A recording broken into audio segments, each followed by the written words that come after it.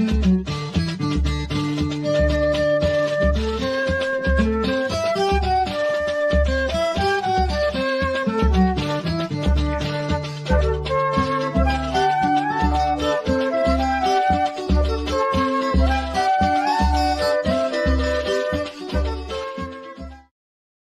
aí, tudo certo? Está começando agora mais um PE na Porta Podcast, mais uma vez em Cidental.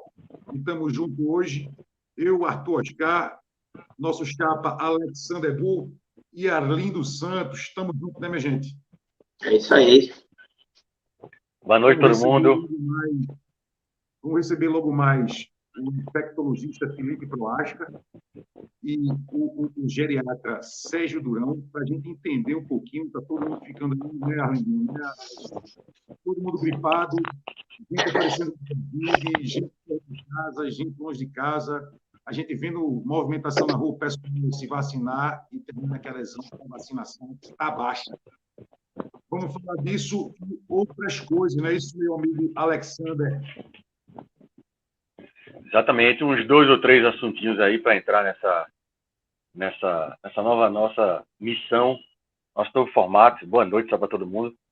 Quem está em casa, no carro, no barzinho, não sei aonde.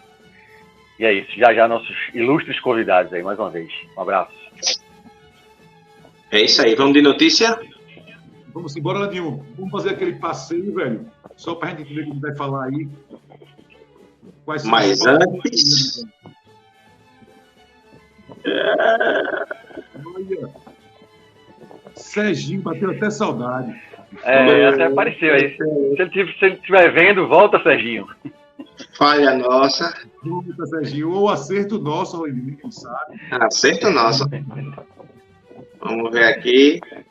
Lembrando aí, né, minha gente, que a gente hoje está transmitindo pelo YouTube, mas nós temos nossas redes sociais, que é o PE na Porta Podcast, que é aqui no YouTube. Quem estiver assistindo já dá o joinha aí e compartilha para avisar que começou. A gente tem também o nosso Instagram, que é o podcast que é na Porta, e as nossas plataformas de streaming, não é isso, Alindosa? É isso aí. Nossas plataformas de streaming, ó, Spotify, Deezer, Amazon Music, SoundCloud, Google Podcast. Lembrando que saiu ontem o nosso último episódio, que a gente teve como convidado o pessoal da rede Lula Cortex. É isso, Alexandre? Roger, Juvenil, a Poeira Escolar, do podcast, Nemo, Bento Araújo. História doida, não é isso? Irmão, um cara que eu estava até conversando com minha esposa, meu amigo, e assim, conversar com aqueles caras foi entender um pouco do tamanho de Lula Cortes, velho. É verdade. Foi muito bom. Foi nosso primeiro episódio, né, nesse novo formato. Foi muito legal. Inclusive sobre uma preocupação nossa, só passando rapidinho sobre isso, que é conexão, né? De toda forma.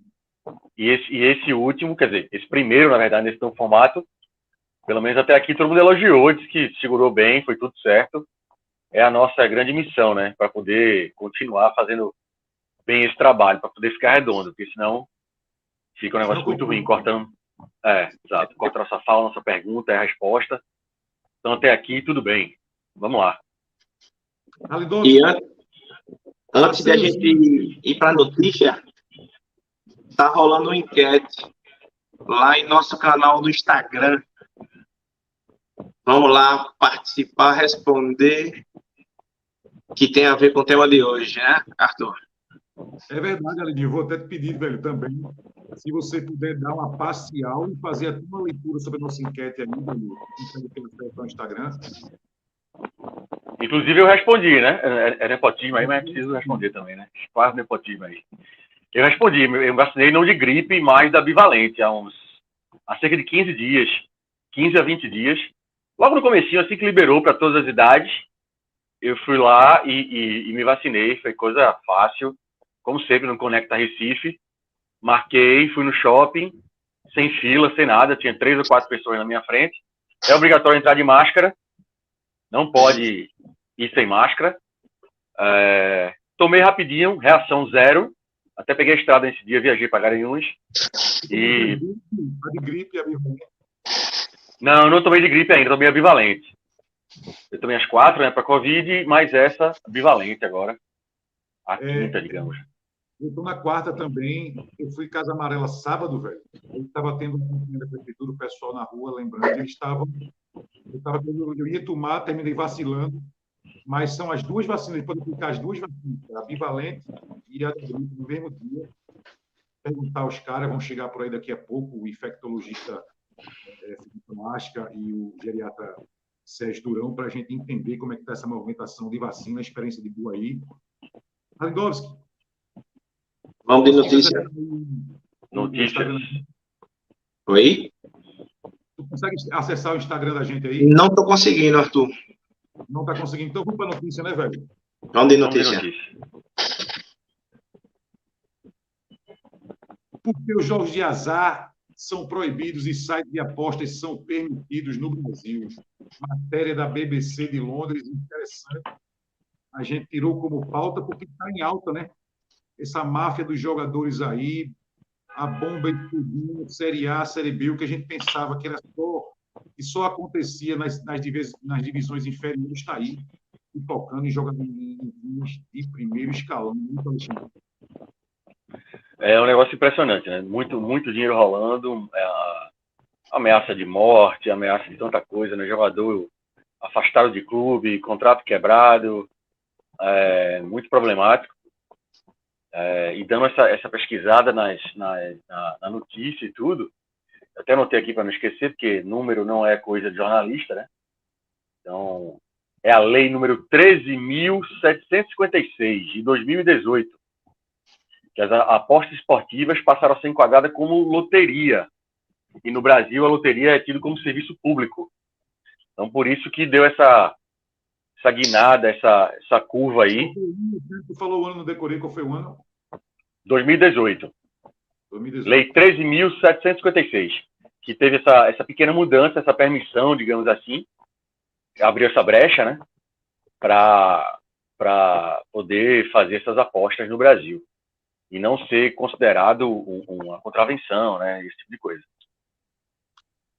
Porque é interessante dizer, desculpa interromper, que essa lei foi passada, mas o acordado era que se fazia em breve uma regulamentação. Não é isso, Alexandre? Exato. Ficou na promessa até agora e também ainda vou. O sinal foi posto, né, velho, um PL ali, então PL, não sei se telefone direto, para tentar regulamentar algumas coisas dessa lei aí. Repercutiu bastante e eu te atrapalhei, não foi nenhum.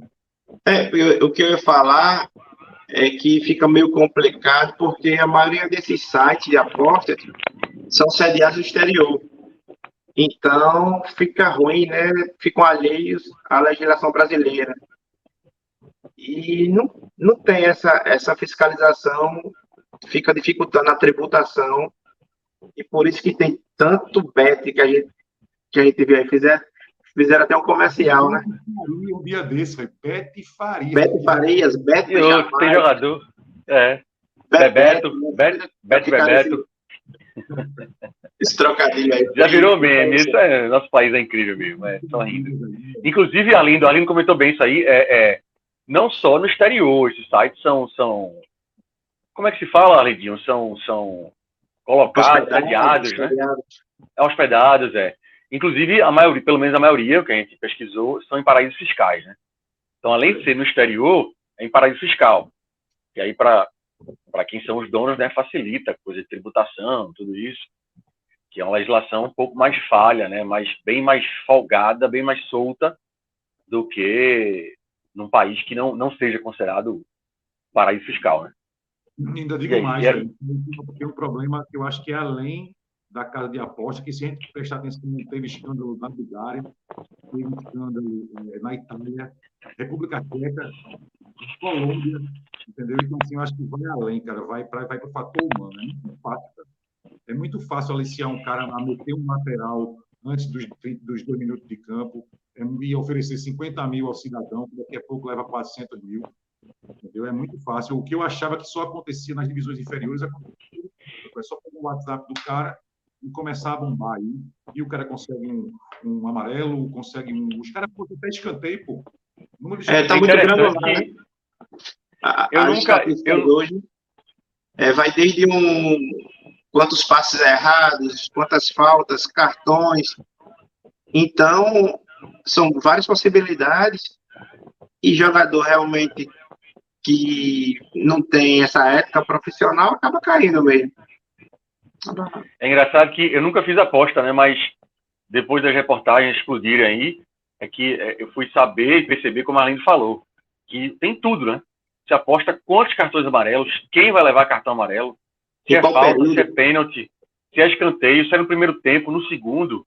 São tantas Qual é o possibilidades primeiro que. lance? Qual é o primeiro lance que vai É, ter no jogo? As opções. Escanteio, lateral, chute, gol, é uma onda retada. é Fica Teve impressionante. muito até, difícil. Como é que você vai controlar? Como é que o cara vai dizer que não fez uma falta ou fez se não for pegar uma coisa que seja. Porque, meu amigo, veja que loucura. Eu vi uma notícia aí daquele jogador do Santos, eu não vou lembrar o nome dele, que foi até afastado do clube. No dia em que ele foi aliciado para tomar o cartão amarelo, ele foi o melhor em campo. meu irmão, teve um jogador, acho que do Palmeiras, não sei se foi aquele Gabriel Menino, alguma coisa assim. Ridículo, velho. Bateu o centro, o cara deu um chute para lateral. Eu vi, eu vi. Na mesma O hora, que explica isso? 50 mil. Mandado 50 mil. Fosse eu, né? É. Enfim, essa PL que Arthur falou aí é isso, né? Que agora o ministro Haddad quer tomar conta disso também, né? Para poder fazer algum tipo de tributação, de fiscalização sobre esse site de aposta, né? Então, o jogador vai ter que... O jogador não, o apostador, né? O apostador vai ter que pagar imposto em cima disso, os sites também, vai ser dividido uma parte com os clubes, que antes também não era regulado sobre isso. Então, vamos ver se isso realmente funciona, que, salvo engano, o governo espera aí arrecadar bilhões, né? De 10 a 15, se eu não me engano. Bilhões por ano. Se isso vai funcionar ou não, só esperando para ver, né? E se fundam os que estão cometendo esse negócio aí para não acabar com uma graça do futebol, né, meu irmão? Exatamente. Porque hoje todo jogo, semana passada eu fui pro Arruda, jogo do Santa, né? Mas, sem comentar esse último jogo agora de ontem, mas o passado. E todo mundo falava nisso, pô. Antes, tomando a cerveja no barzinho ali, na sede, depois dentro do estádio também. E todo mundo brincando assim, entre aspas, né? Cada lance do jogo, alguém sempre falava alguma coisa. Pô, será que é? Tem R$ 500 aí, tem 2 mil, tem 5 mil, ninguém sabia. Então, agora eu acho difícil. Nos próximos anos aí, décadas, cada resultado, cada expulsão, cada pênalti, vai surgir essa problemática aí. Porque está entranhado, né, velho? Se você pensar direitinho, todos os clubes da Série A, se não me engano, só um não é patrocinado por uma bet dessa daí. Exatamente, tem muito dinheiro envolvido. A Reguinho caiu, foi? Voltou. Foi ver a estatística aqui. É o mestre dos magos. Não pode cair. Opa, caiu de novo. Lembrando, minha gente, que quem estiver assistindo a gente, aproveita para compartilhar, aproveita para curtir, dá o joinha e dá aquela força para a gente. Daqui a pouco vamos ter Felipe Proasca, o infectologista. Nós vamos ter também o geriatra Sérgio Durão para a gente conversar um pouquinho sobre essa nova fase das SARS, né, Alexandre? Essa nova fase da Covid, vacinação. E Arlindinho chegou na hora certa aí com foi dar uma sacada justamente numa enquete que a gente está fazendo. Que é quem se vacinou, quem não se vacinou. O Alexandre já mostrou que se vacinou, né, Alexandre? Eu ainda Já não me vacinei. vacinei. Confesso que eu fiquei... Mas isso é assunto para quando entrar Sérgio e Prohaska aí, a gente conversar um pouco mais sobre isso. Porque a gente sabe que muita gente está meio cabreira, né, de ter tomado, aspas, tanta vacina assim, aspas de novo, uma atrás da outra, esse tipo de coisa. Mas quando os especialistas entrarem em campo aí, a gente começa a falar mais com uma base mais certeira, científica. Eu estou aqui até dando um alô ao grande Sérgio. Ele está aqui já. Tá aí já?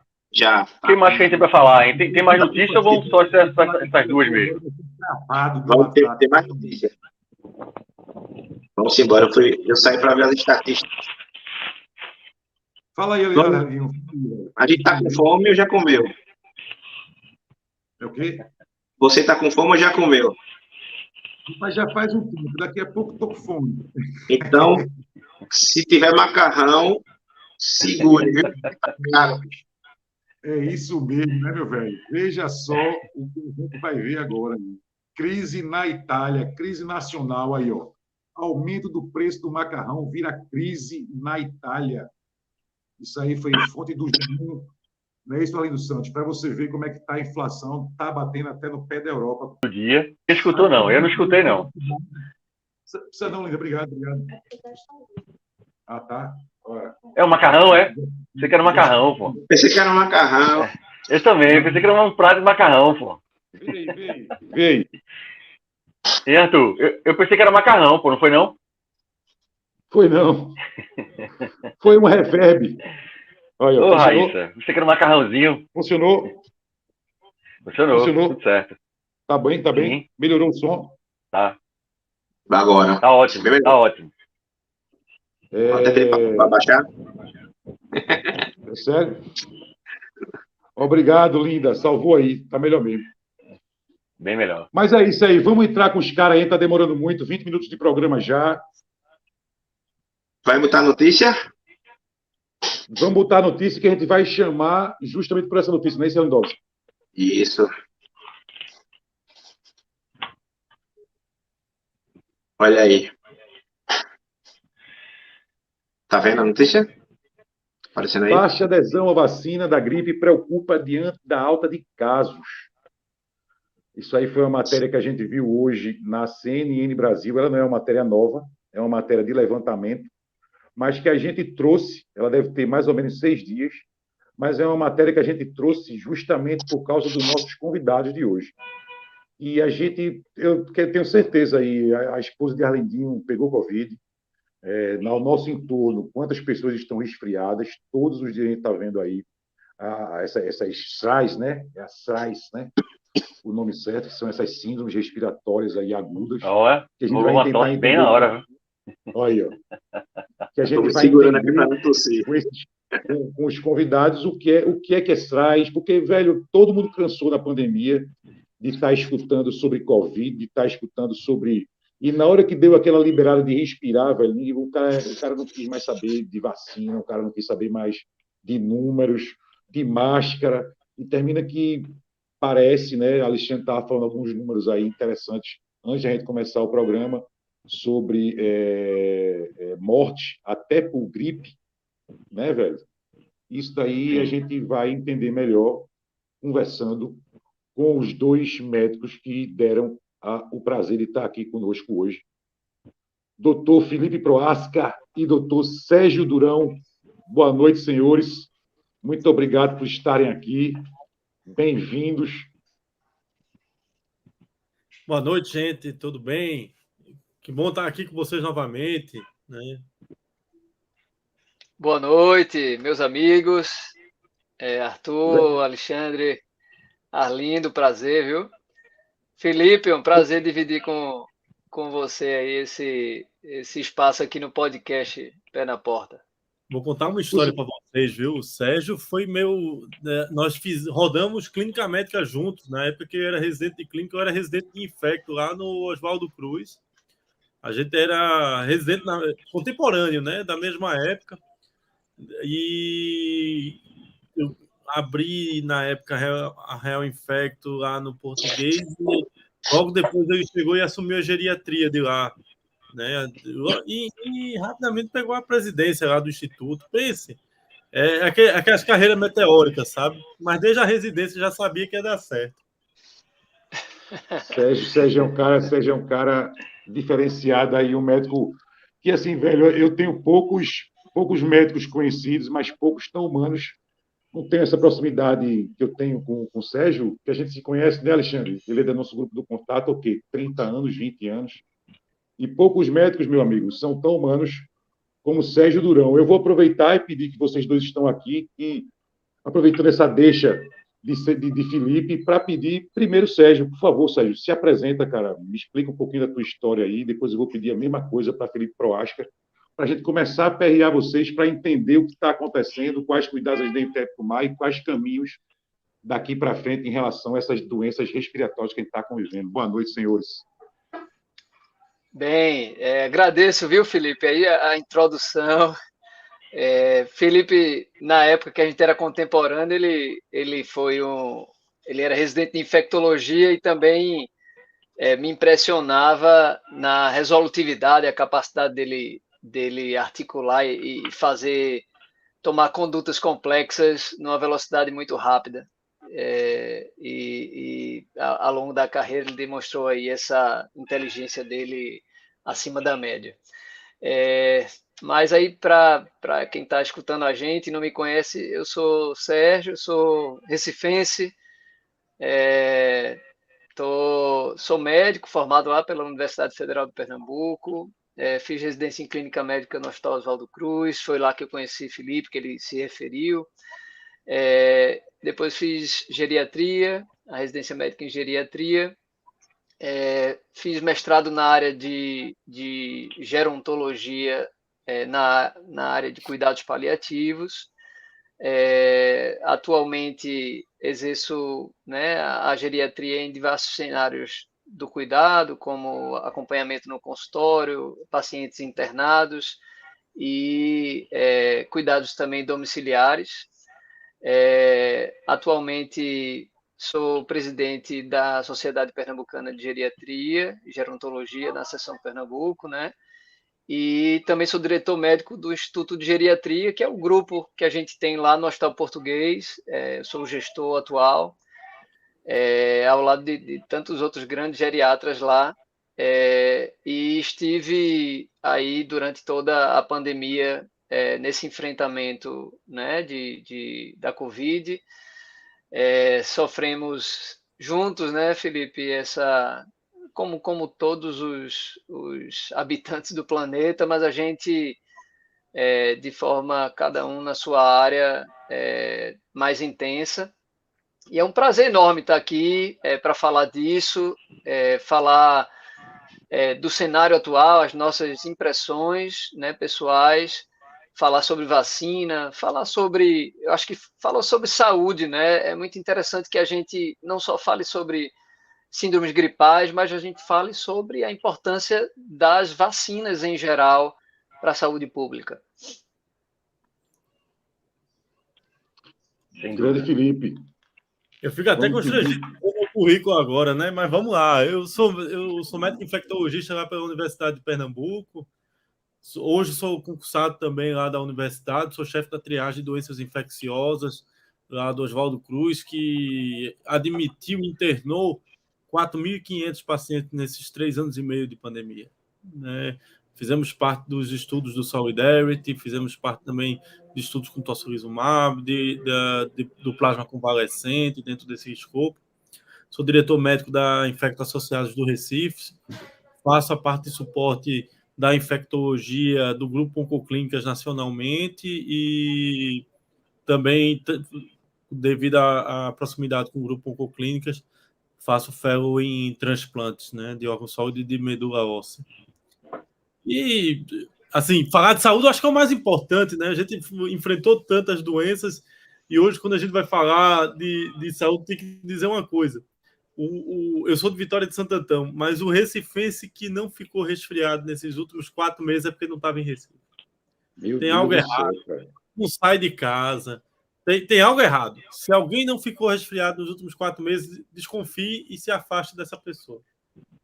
Então, explica um pouquinho já para começar aí para a gente, Felipe, pelo amor de Deus. Não foi só todo mundo, não. Todo mundo ao meu redor, cara. Além de mim, todo mundo ao meu redor, cara. Minha filha pegou 2 vezes. Tem uma teoria do seguinte: com a pandemia, o uso de máscara e o distanciamento social naturalmente fez com que as pessoas tivessem cuidados mais prudentes, né, com relação a não só a Covid, mas uma série de outras doenças virais, porque a transmissão é sempre muito parecida. E as crianças, nesse período, ficaram muito isoladas e usando máscara, até mesmo quando houve o retorno das atividades das escolas. Nós aprendemos a ficar doente desde novo e ir evoluindo o nosso sistema imunológico dessa forma. O que é que aconteceu? Com o uso de máscara, o distanciamento social e a pandemia, todo mundo se protegeu tão bem, mas também quando tirou de uma vez, né? A gente deixou de higienizar as mãos de forma adequada e acabou se reexpondo a uma série de vírus que já são do nosso cotidiano, já são do nosso dia a dia, só que estávamos protegidos. E agora veio tudo num bolo só. Vírus sincicial respiratório, que geralmente é entre abril e julho, começou em outubro. Influenza veio mais cedo esse ano. E, cara, como influenza está causando estrago. Uma crítica que eu tenho, assim, nós temos muito teste para Covid, mas historicamente nós não temos teste para doenças virais. Então, muitas vezes nós não sabemos nem qual é o vírus circulante. E a gente fala de criança, porque criança ela tem um contato maior com outras crianças, ela circula muito, ela vai para a escola diariamente e ainda estão com seu sistema imunológico em formação. Mas essa criança vai para casa, encontra os pais, muitas vezes encontra os avós, né? Os avós têm um papel social muito grande, porque os pais trabalham muito, os avós estão lá também para dar esse suporte. Aí essas crianças levam esses vírus também para dentro. E aqueles idosos que eram hipertensos, diabéticos, que estavam se escondendo na pandemia, os netos voltando para dentro de casa e trazendo também esses vírus, né? E aí, naturalmente, você veja que nós temos uma série de situações das novas variantes da Covid, da influenza A e B, tem que lembrar que H1N1, H3N2, de influenza circulante, vírus sincicial respiratório crescendo muito, adenovírus que ano passado vinha causando hepatite misteriosa das crianças já na Europa. Ou seja, uma salada de frutas de vírus. E lembrar que aqui em Recife o clima tropical favorece muito, né? O clima aqui em Recife nós temos aquelas 4 estações do ano, né? Quente, muito quente, mormaço e inverno, né? São os 4 climas que a gente tem aqui e dissemina doença viral com muita facilidade.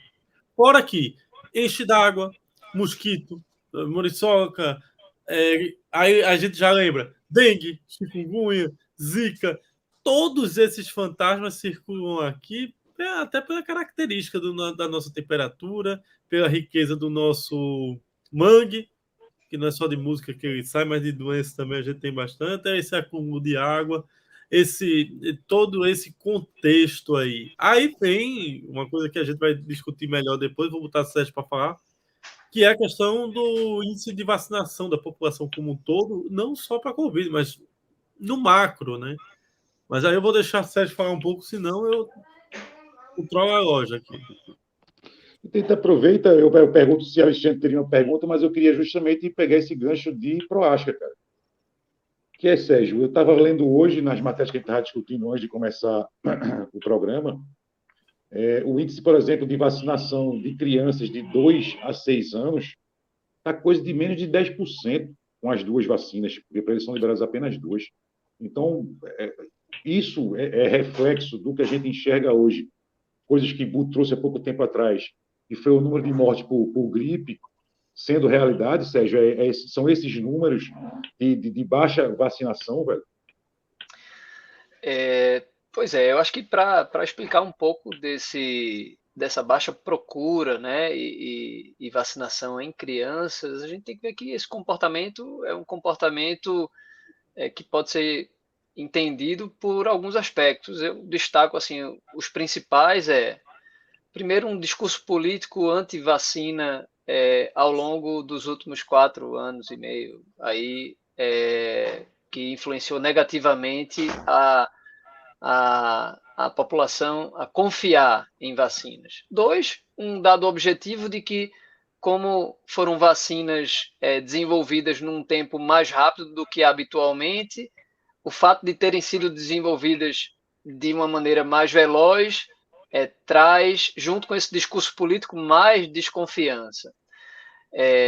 Uma cultura histórica de que a vacina é um artifício dos governos para exterminar a população idosa, ou para, enfim, né, diminuir o custo do Estado com os seus cidadãos. Tem gente que acredita nisso ainda, né? Parece até brincadeira falar uma coisa dessa, mas tem que entender que é sério mesmo. É sério. Alguns idosos creem nisso piamente, ou acham que é uma estratégia de corrupção, que alguém está ganhando com isso, né? Especialmente quem está liderando os governos, mas também que seria uma estratégia de fato de extermínio, de chipagem para monitoramento, enfim, né? Várias teorias que poderiam explicar isso. E a outra questão é a baixa escolaridade da nossa população, o que faz com que um efeito adverso que algum vizinho, algum conhecido venha ter, mesmo que seja leve, seja suficiente para a pessoa declinar de querer se vacinar.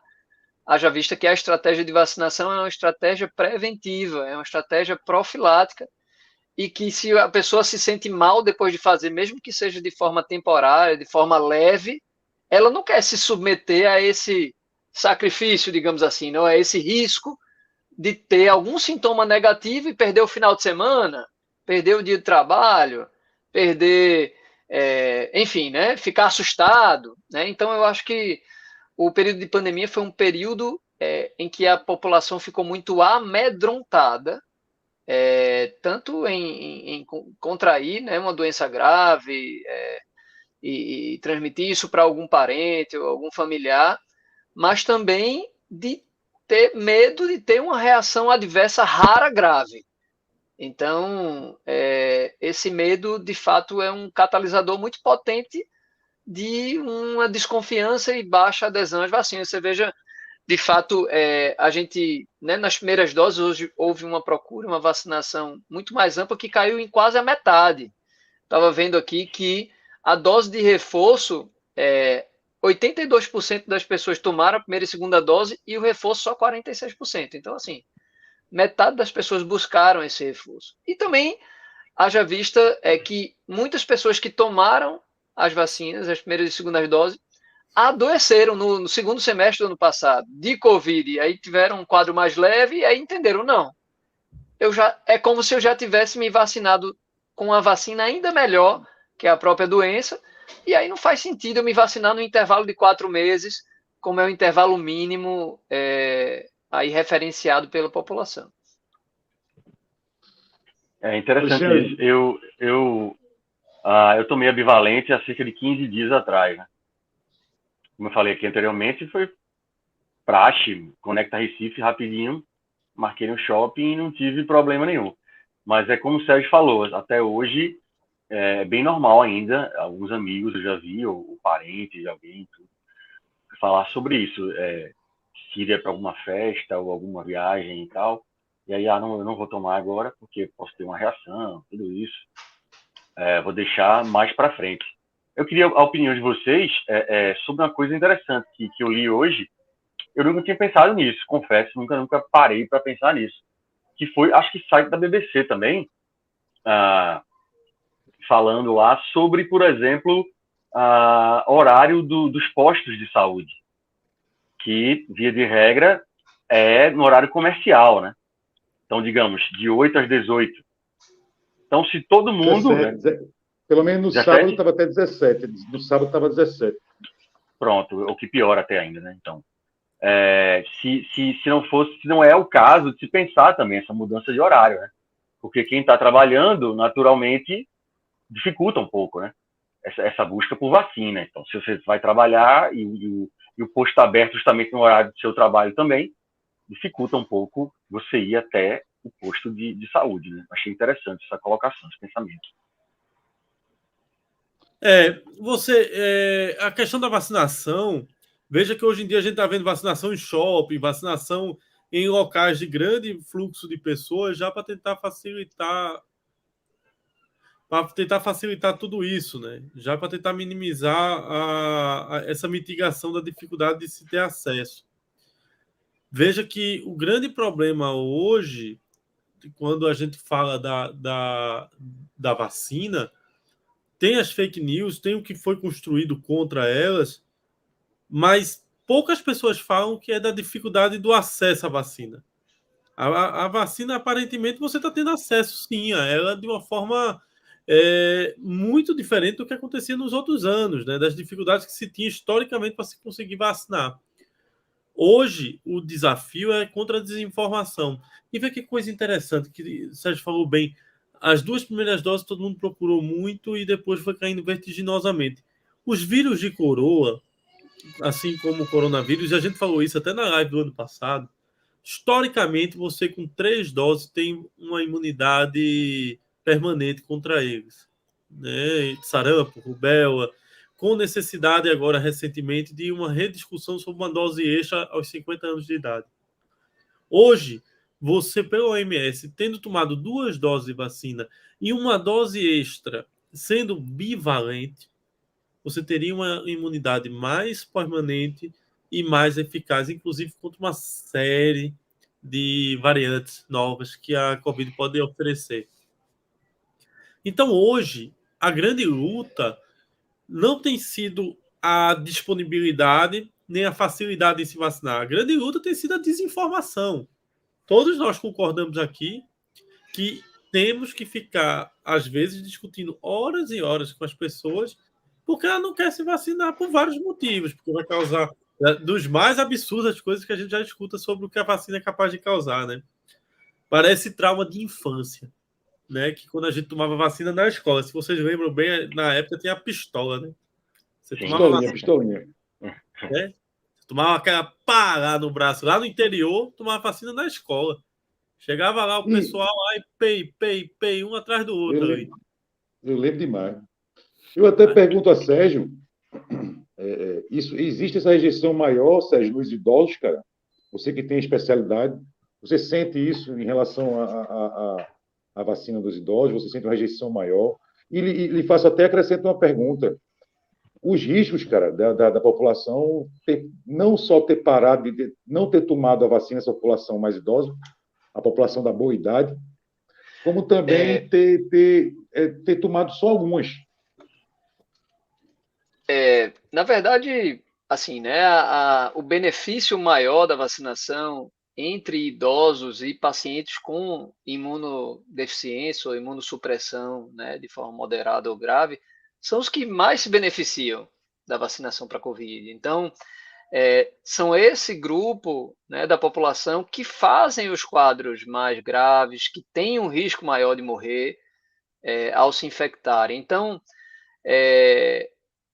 para eles, especialmente, né, as vacinas os beneficiam mais.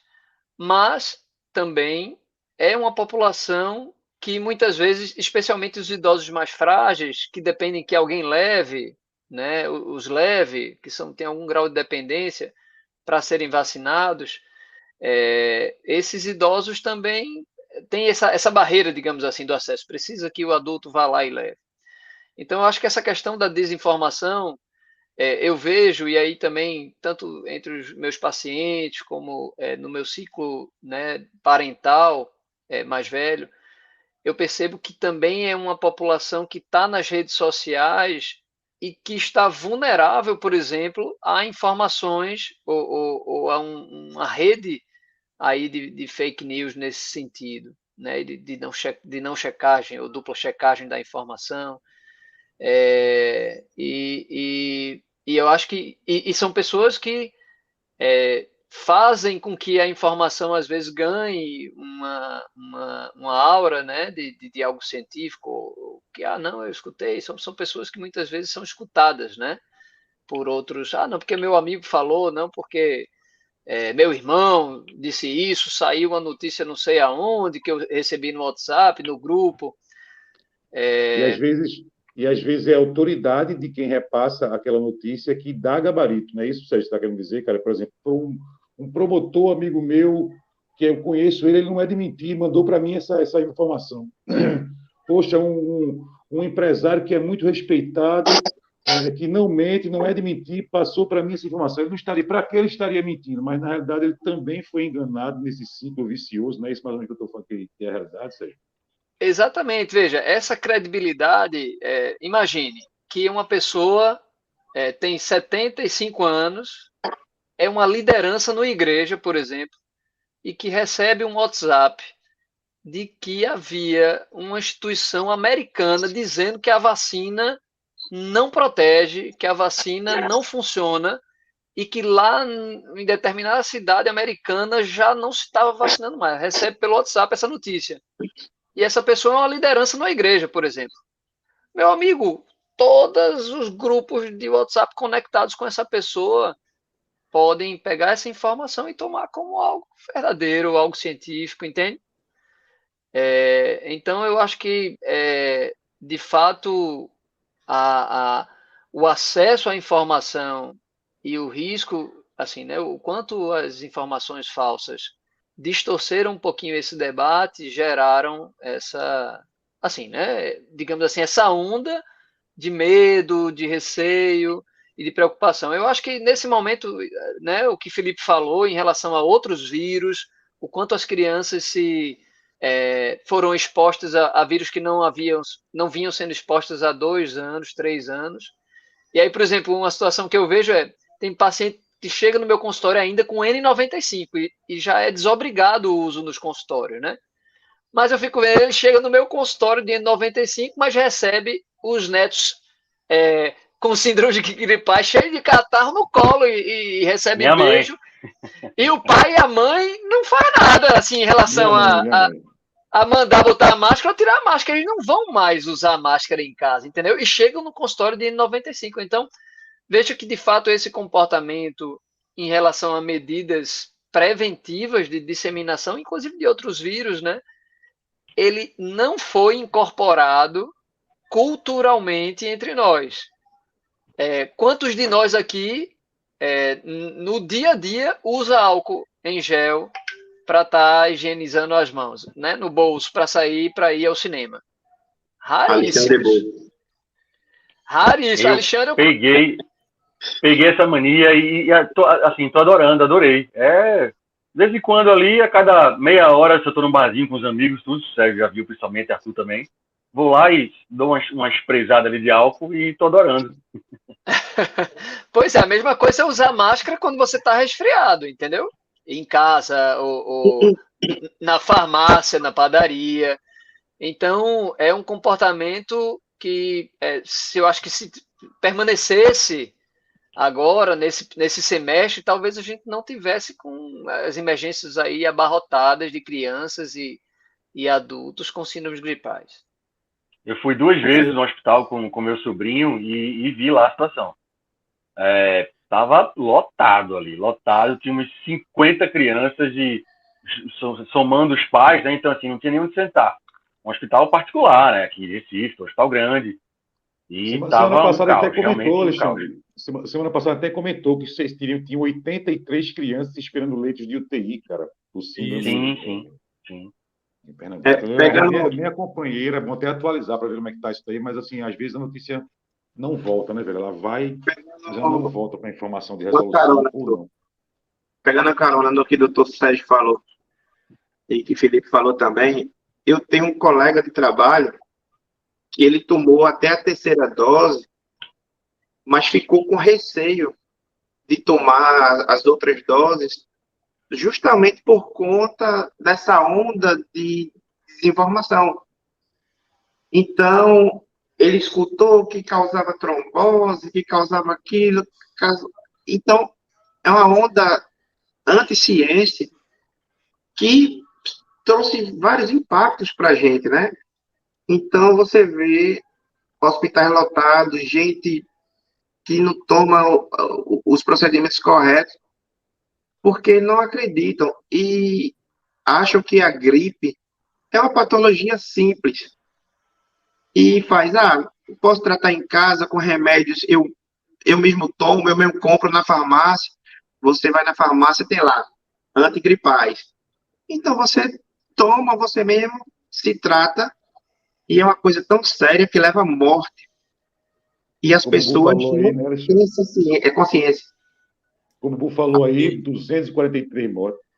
Exato. Aí, a minha pergunta para vocês, o que precisa realmente ser feito para que as pessoas levem gripe a sério e possam se vacinar da forma correta?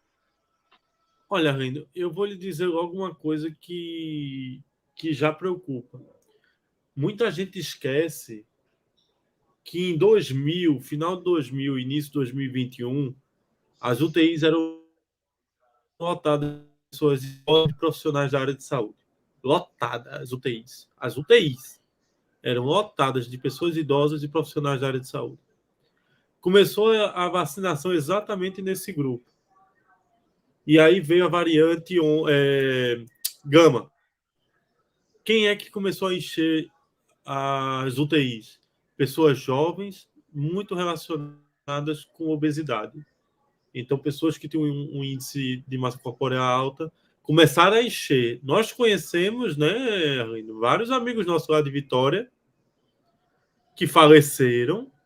E quando você vai ver o que é que coincide entre eles, um fator era que o pessoal da idade da gente, que estudou com a gente, assim, que faleceu, mas que tinha um índice de massa corpórea alto, e era a realidade que a gente vivenciou na fase da gama.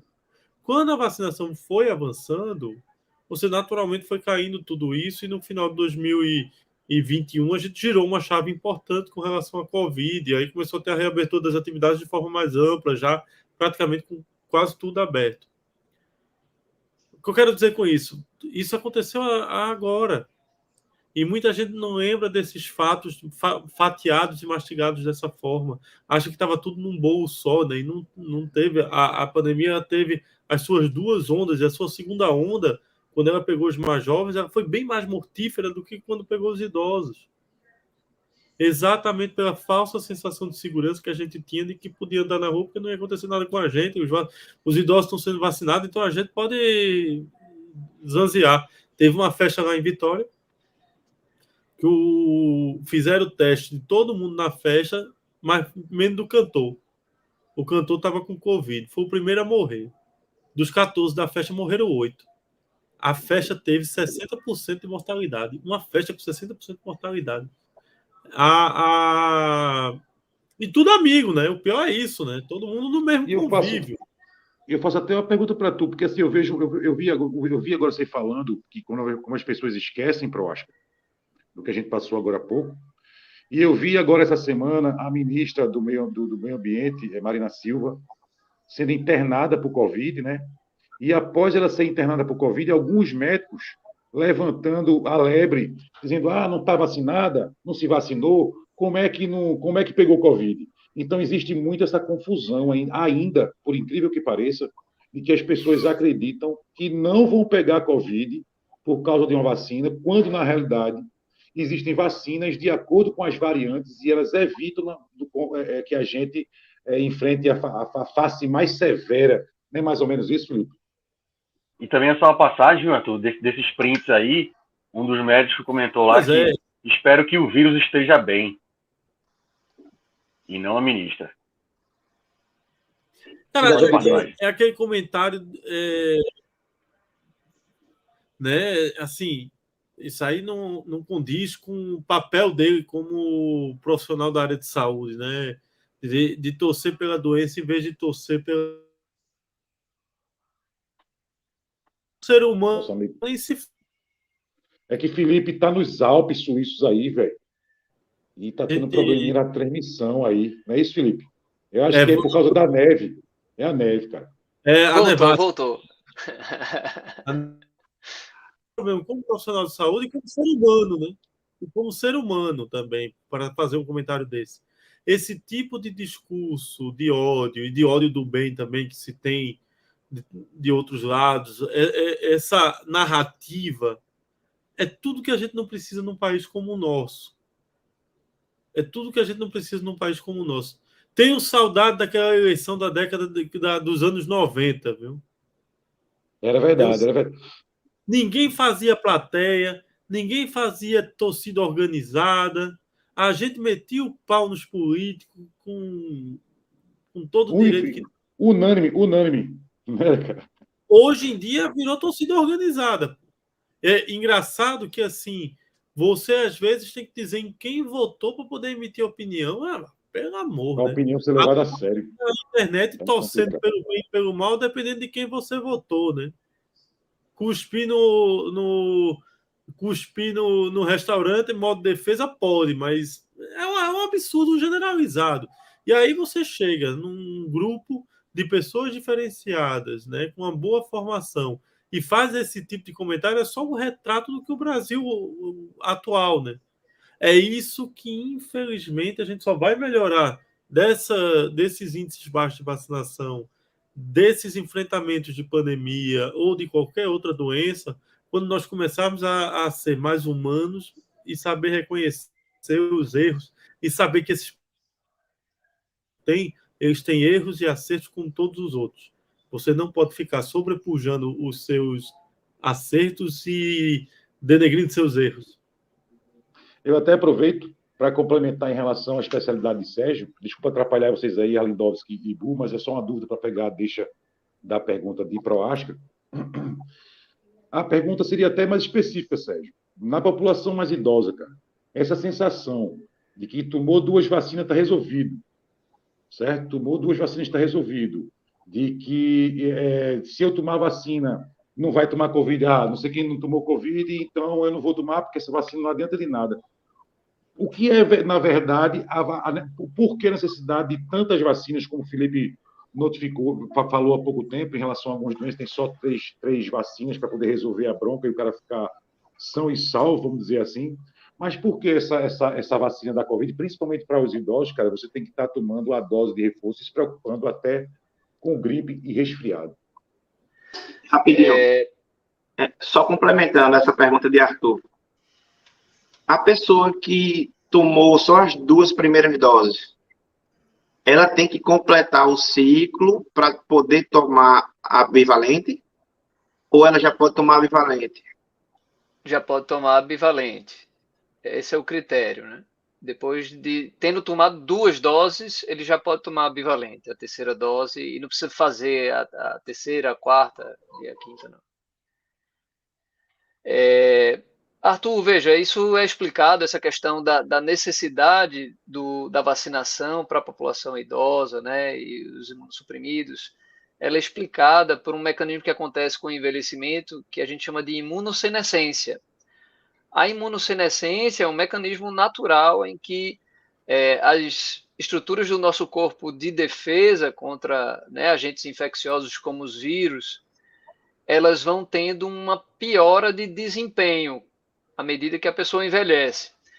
E não só o desempenho na resposta imune a um vírus, né, mas também às vacinas. As vacinas são estímulos que a gente faz artificialmente para que esse nosso exército aí de defesa ele se arme, digamos assim, para enfrentar o vírus real. Então, essa resposta vacinal nos idosos ela é mais branda, ela é reduzida em relação, quando você se compara com crianças e com adultos, outros adultos jovens.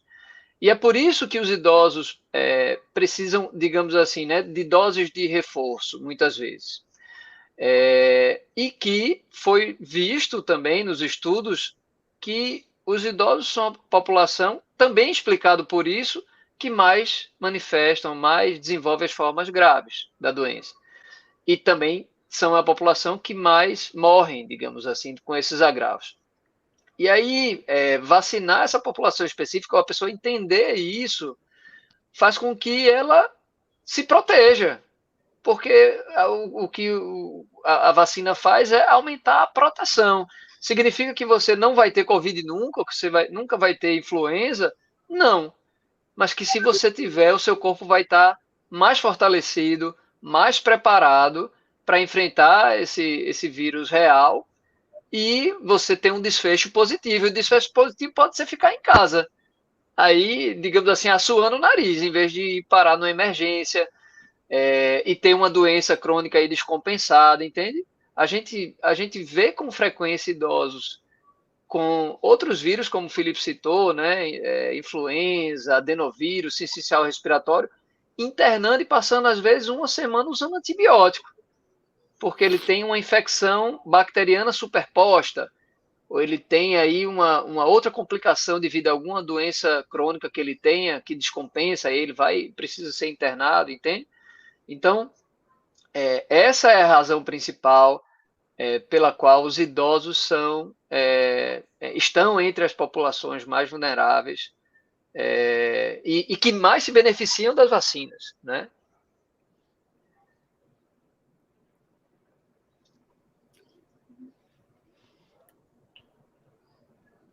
E o áudio caiu.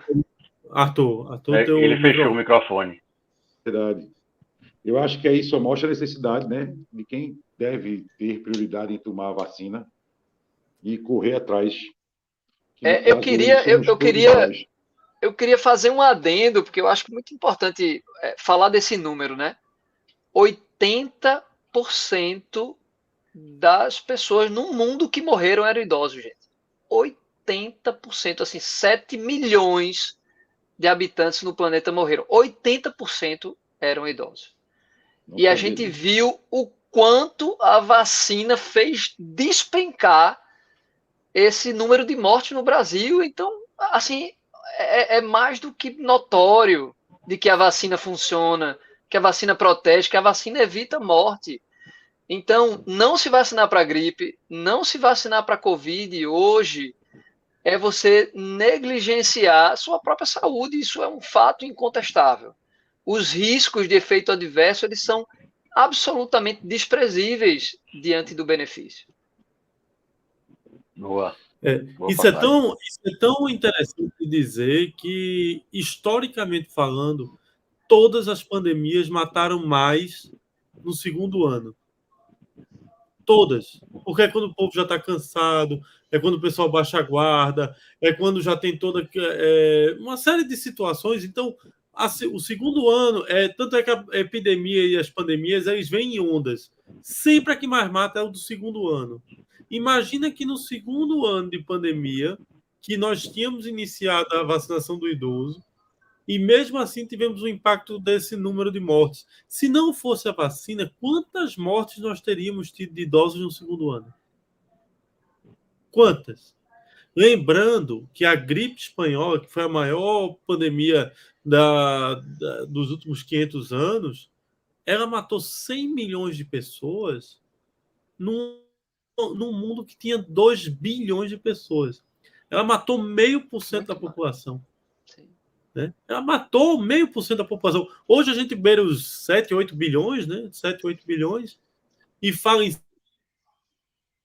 de catástrofe, mas você que não tinha vacina, não tinha estrutura hospitalar que nós temos hoje, até ainda nascendo um modelo de Oslo, ainda lá com o pessoal com Rockefeller e tudo mais.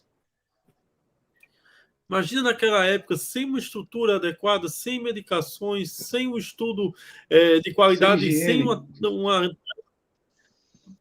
série de situações, você matar 100 milhões de pessoas num pós-guerra. Lembrar que a gripe espanhola acabou com a Primeira Guerra Mundial. A Primeira Guerra Mundial acabou por causa da gripe espanhola. Quando a gripe espanhola assolou na Alemanha, foi quando o eixo conseguiu entrar e derrotar a Entente. E quando os americanos... A epidemia das trincheiras, né, Proacho? A epidemia das trincheiras. E quando os americanos voltaram para casa, a disseminação pelas Américas foi cruel. E aí foi quando a gripe espanhola demorou 3 meses para entrar na América.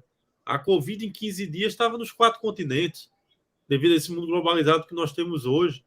Mas a nossa estrutura hoje conseguiu fazer impactar com que a gente não tivesse a morte que a gente... E outra coisa, a gripe espanhola durou anos. Por quê? Não tinha vacina, não tinha tratamento, não tinha nada. E para ter uma ideia do impacto, ela começou em 17, os Jogos Olímpicos da Antuérpia foi a ideia de reconstruir a humanidade pós-Primeira Guerra e pós-gripe. Tanto é que nasceu os 5 anéis olímpicos, nasceu a história de soltar a pomba, nasceu a história do povo com as bandeirinhas lá. Tudo isso nasceu da ideia de se criar uma nova humanidade depois da Primeira Guerra Mundial e depois da gripe espanhola. Veio aí a ideia da Copa do Mundo. Nasceu a Copa do Mundo em 1930 como uma organização também para seguir essa modalidade da Olimpíada, né, pós Primeira Guerra Mundial. Então, celebrar estar vivo, né, meu amigo? E viver uma conjectura. né? Era uma conjectura muito foi o celebrar da vida. Tanto é que a Antuérpia, que é lá na Bélgica, eles na época ainda proibiram de ter plateia por causa ainda do poder que tinha do pós-gripe. Eles ainda não tiveram segurança, mas viram na Olimpíada uma necessidade de se criar um lastro, um processo de melhoria para poder construir isso. Aquela nevasca que tu avisou a gente, Proasca, eu acho que está chegando agora. Ó. Tá dando interferência na internet de vez em quando. E aí, Alexandre Burro, Santos, querem pontuar alguma coisa? Porque esses caras são tão desenrolados que a gente fica de espectador aqui só recebendo informação do pé do vídeo de uma forma muito agradável. E termina indo-se embora, o cara nem presta atenção, nem presta atenção no tempo mais, cara. Para mim tá ótimo. Eu travei aqui meu microfone, fechei e fiquei só escutando a aula. Estou sentado aqui e escutando essa aula para a gente hoje à noite. É tudo certo. Alendowski, alguma observação para a gente, cara? Em relação à nossa enquete, né? A gente fez umas perguntas se as pessoas tinham tomado a bivalente. E pelo que a gente está vendo aí, não é isso? Mais de 53% dessas pessoas, entre elas eu, ainda não tomou. 47% das pessoas já tomaram aí a vacina. E lembrando que eu estava em Casa Amarela, cara, eu pergunto até a Sérgio. Ele disse que eu podia tomar, eu acho, não sei se eu perguntei já no início, mas vale a pena reforçar. Ele disse que eu podia tomar as duas, cara. A bivalente num braço e a de gripe no outro. Recomendado, né?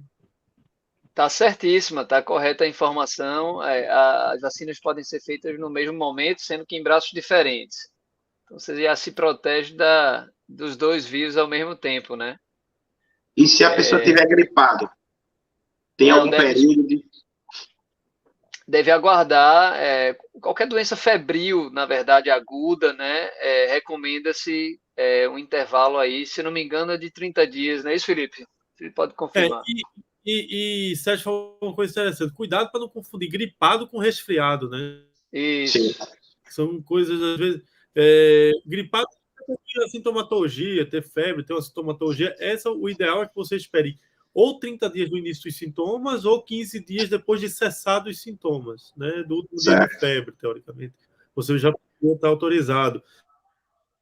Mas resfriado é aquele nariz escorrendo, você está de boa, você não tem tanta limitação de suas atividades. No caso do gripado, você tem limitação e, às vezes, incapacidade de realizar suas atividades, né? Cara, eu peguei uma H1N1, antes da vacina chegar, eu peguei H1N1. Meu amigo, eu já sei que eu vou morrer quando eu tiver mais de 60 anos. Vai não, porque você vai estar vacinado, doutor Felipe. É verdade, observação aí. A H1N1 chegou antes da vacina, nesse caso, né? Eu só fui vacinado agora. Mas. Rapaz. Então. E agora? E que situação. Pesada. E que situação. Eu e Dila. A gente pegou, teve febre e tudo, a gente estava de uma pessoa. E Dila com febre, queimando de febre. Quando chegou aqui, foi fazer o teste, Covid. Puta merda. Pau, velho. Pois é. Que sensação diferente, né? Você anunciar-se com Covid hoje e anunciar-se com Covid há 2 anos atrás, meu amigo. Lembrem do desespero. A tranquilidade do cidadão, né? A tranquilidade ali é vacinado, Covid. Alexandre. Mais uma vez, essa tranquilidade foi consequência da vacina, né? Então, acho que nesse programa precisa repetir isso 1000 vezes, né? A importância da vacina, o quanto a vacina fez diferença nessa pandemia, e o quanto o discurso negacionista fez com que o Brasil tivesse o pior desempenho, um dos piores desempenhos populacionais em relação à mortalidade no mundo inteiro, né? 700 mil mortes, né? Pouco mais de 700 mil mortes. Isso é 10% de todas as pessoas que morreram no mundo, e a população brasileira relativa, né, em relação à população do mundo, não chega nem a 2%. Então, é importante que fique claro o quanto esse discurso anti-vacina ele matou no Brasil, e o quanto essas pessoas precisam ser responsabilizadas, né?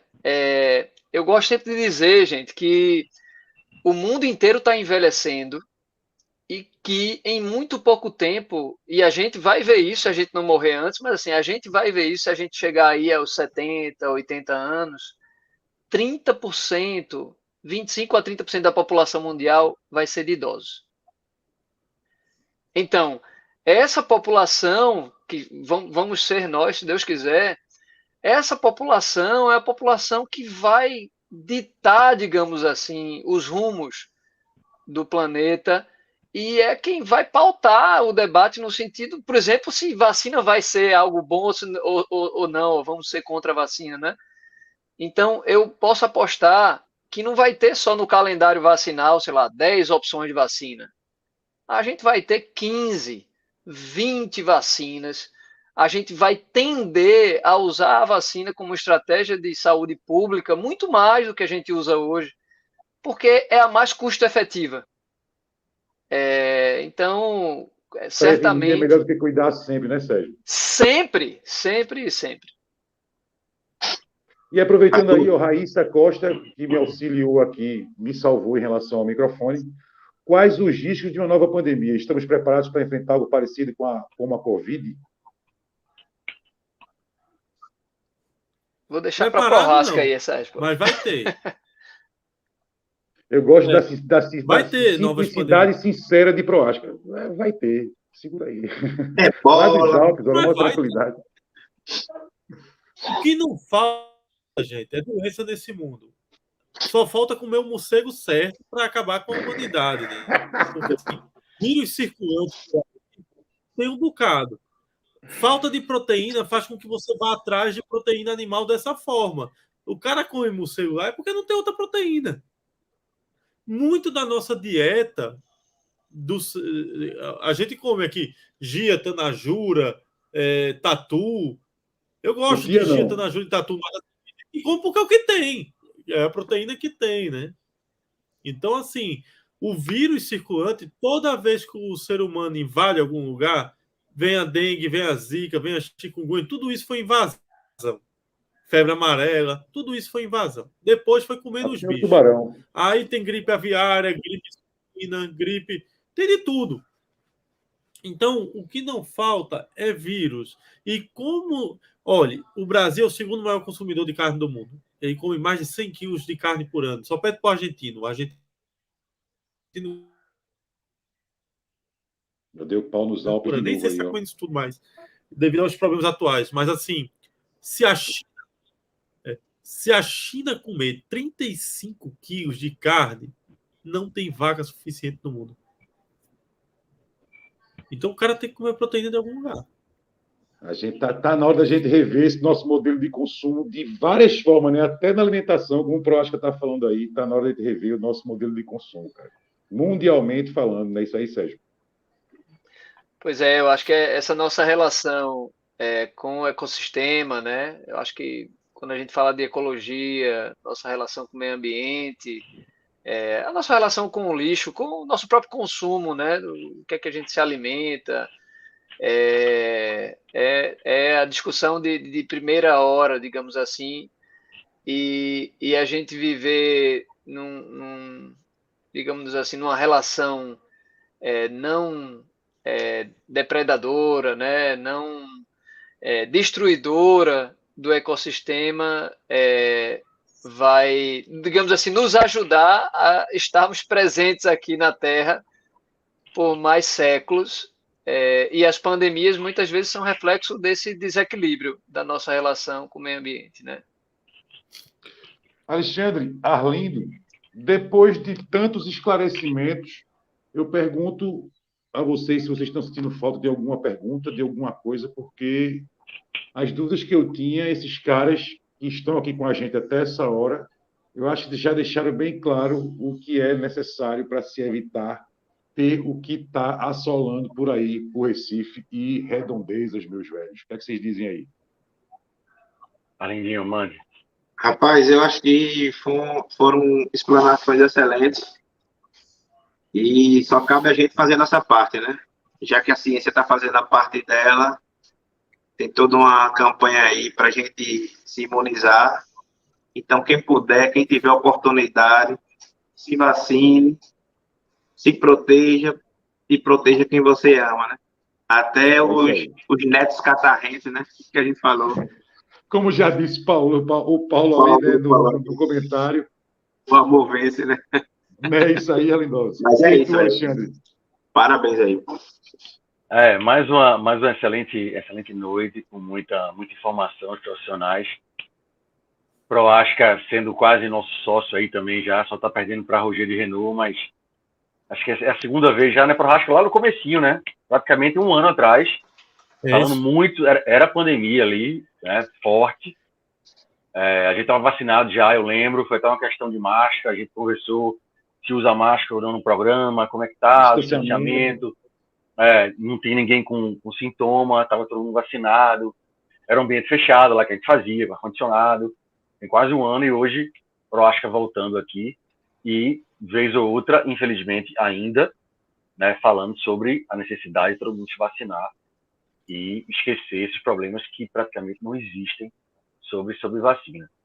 E Sérgio Durão também explanando aqui tudo que ele sabe, toda a experiência, nosso grande amigo aí de longa data, desde o Instituto Helena Lubiesca, então são longos 30 anos ou mais de amizade. E é isso, foi mais uma noite ótima. Beijos e abraços a todos. Até a próxima. Antes de me despedir, eu vou perguntar a Felipe Proasca e a Sérgio se vocês sentiram falta de falar alguma coisa. Vou remendar falando da nossa sociedade com Proasca aqui. Se você lembrar do detalhe também, Alexandre, teve o programa não realizado, que ele foi, mas não rolou. Ele teve a paciência de pegar o próximo e foi um programa massa. Mas me deram comida. Eu fui bem alimentado. Não teve programa, mas eu fui bem alimentado. Olha aí, quem foi não esquece jamais, né? E é até fato lembrar também, minha gente, que a gente tem também que hoje é um programa no formato incidental, né? Isso é o pé na porta de uma mais informativo, mais rápido, uma coisa mais séria, vamos dizer assim, e a gente precisa ter a companhia de Sérgio no momento de mais descontração, quando a gente tiver no pé na porta podcast ao vivo, levar ele para lá, chamar um tema, quem sabe até essa dupla maravilhosa que já tem entrosamento, não é isso, minha gente? E assina embaixo. Então, eu vou aproveitar essa deixa e perguntar a você, primeiro, nosso sócio, Felipe Proasca, se sentiu falta de falar alguma coisa, meu amigo. Não, eu acho que a gente falou bastante, falou da importância. Eu acho que não faltam argumentos para se vacinar, né? Mesmo quando você olha para trás, a gente vê o impacto que foi a vacinação. Não falta argumentos. Lógico que vai ter conflitos, vão ter situações. Estamos fazendo nosso papel. Grande Proasca, diretamente dos Alpes suíços aí, ó, nos prestigiando no meio das suas férias. Muito obrigado, Proasca. Grande Sérgio, lhe agradeço logo de antemão e pergunto a mesma coisa para você, cara. Sentiu falta de falar alguma coisa? A gente deixou escapar alguma informação que seria importante ser repassada, meu amigo? E lhe agradecendo, antes de qualquer coisa, muito obrigado por estar aqui com a gente. E bem-vindo, que venha mais vezes, meu nobre. Obrigado. Queria agradecer aí o convite, Arthur, Boa, Arlindo. Já assisti vários episódios, assisti inclusive a que Proasca participou. Acho que o conteúdo de vocês é um conteúdo de muita qualidade, assim, né? Vocês trazem muita informação e muita credibilidade. Vocês valorizam, né? Convidados aqui da cidade, do estado, pessoas de muito valor. E acho que não, acho que eu concordo com o Felipe. Como sempre, eu acho que vocês abordaram os temas, né, e as discussões mais importantes. E eu vou estar sempre disponível, meus amigos. Sempre que vocês precisarem e eu puder colaborar com alguma informação, com algum pensamento, eu vou estar disponível para participar com vocês desse espaço tão especial. Grande Sérgio Durão, geriatra, muito obrigado. Grande Felipe Proasca, infectologista, muito obrigado. Alexander Bu, mais uma vez juntos aí. Lembrando que o Pé na Porta Podcast é com os trabalhos técnicos de Arlindo Santos. E é isso aí, minha gente. Até a próxima. Só uma lembrança, Lindovski. Lembrando que dia 23, na próxima terça, nós vamos ter o Pé na Porta Podcast. Não incidental, mas lá no Armazém de São Jorge, onde a gente vai receber a sumidade do Mangue Beat, DJ Dolores, e o Nego Frisa, para falar sobre o projeto que está rolando até nacionalmente aí, com o pessoal não só do Mangue, mas antena afora. Não é isso aí, minha gente? É isso aí. Então, isso aí, o Pé na Porta Podcast. Até a próxima. Tamo junto e vamos embora. Valeu, senhores. Um abraço. Taca a musiquinha, Vida longa. Vida longa ao Pé na Porta. Abraço.